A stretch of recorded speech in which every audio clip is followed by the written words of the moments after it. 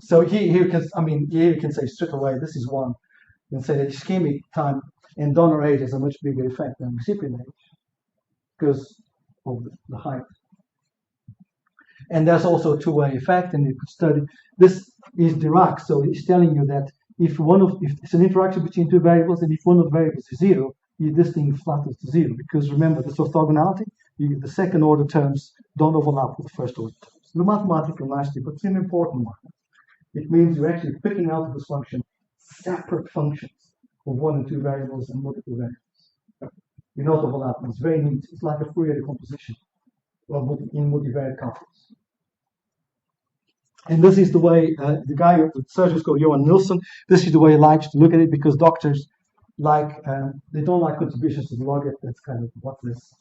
But they like odds ratios. They understand that because the literature, the medical literature, publishes things like this. It says, well, if you take a large data set and you look at just recipient age, this is what you expect, and you get a curve that looks like whatever it looks like, and then you can look at the odds ratio.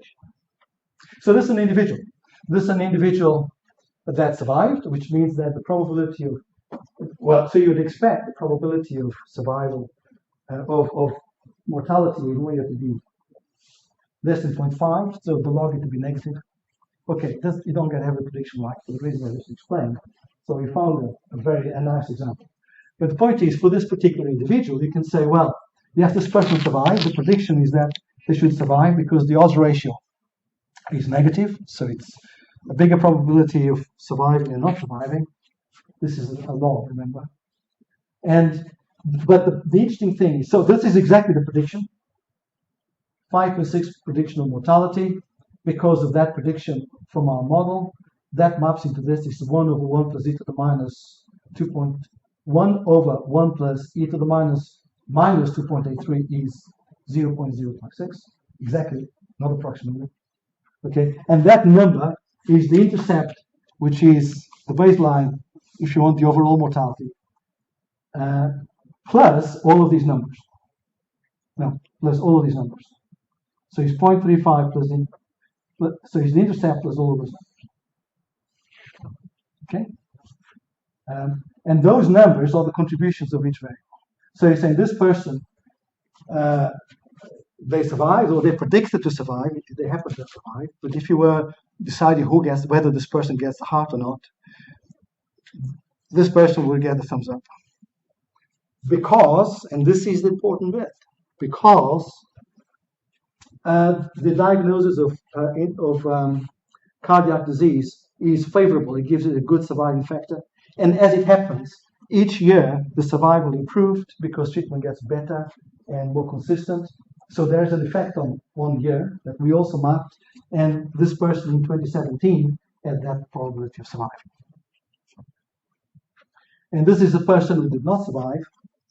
The mortality risk doesn't seem high, but remember, fortunately, most people do survive. So your even mortality for zero log is not 50%. The overall mortality is like 15%.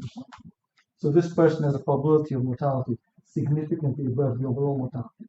So the overall mortality for everyone is like 15%. This person is predicted 35%. So that chances of getting a heart are not good. And the reason why, despite certain protective factors, the reason why is that these things go against them. You see, even all of them, which is not good. But the creatinine and as it happens in this case, in this person, this particular prediction takes account of whether this person is on a ventilator or not, and that does not happen. That happened. So not only do we get an exact prediction, this model is completely transparent. You can study it in terms of getting medical knowledge.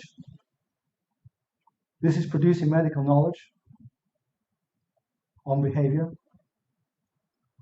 Okay, but this model is still completely transparent, and it predicts the same as deep learning, and this calibration is even better. This is calibration. This is Pierre Lassou, that's the model I predicted in my little home office in my study.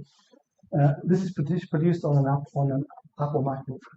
Not that there are other computers available. What I'm saying, this is not in one of that guy's fancy computers. This is on a little digi laptop.